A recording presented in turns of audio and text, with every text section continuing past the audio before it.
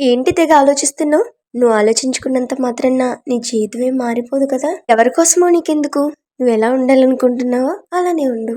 నీకోసం ఎవరో ఏదో అనుకుంటున్నారని నీ లైఫ్ ని చులకనగా ఎందుకు చూడాలి? ఏంటి ఐ హేట్ మై సెల్ఫా?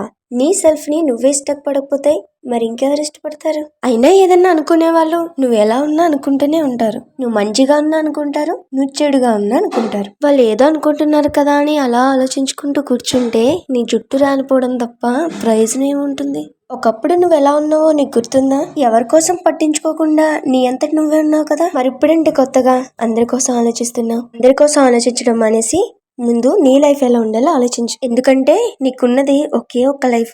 తర్వాత ఇంకో లైఫ్ ఉంటుందంటే ఎవరు నమ్మరు. నీ లైఫ్ కోసం జడ్జ్ చేసేంత రైట్స్ వాళ్ళకి ఎవరిచ్చారు? నీకొకటి చెప్పనా? ఎదుటి వాళ్ళు ఏమనుకుంటున్నారని వాళ్ళ కోసం ఆలోచిస్తుంటుంటే అక్కడే ఆగిపోతావు. అందరూ నా వాళ్ళే కదా అని అనుకుంటున్నావా? పైనున్న దేవుణ్ణే సొంత వాళ్ళు కూడా నమ్మలేదంట. అలాంటిది నువ్వెంత? అన్నీ మంచి చేసే దేవునికే కష్టాలు వచ్చాయి, అలాంటిది మనుషులం కదా, మనకు కష్టాలు రావంటావా? వస్తూ ఉంటాయి. కష్టాలు వస్తున్నాయి కదా అని జీవితాన్ని వద్దనుకుంటే ఎలా? అయినా నువ్వెక్కడైతే అవమానం పట్టావో వాళ్ళే నిన్ను చూసి గర్వపడే రోజులంటూ వస్తూ ఉంటాయి. కంగారు పడుకో. దేనికైనా టైం రావాలి కదా, ఓపికతో చూడు. అలాంటి టైం వచ్చినప్పుడు ఆ కథకు నువ్వే హీరో.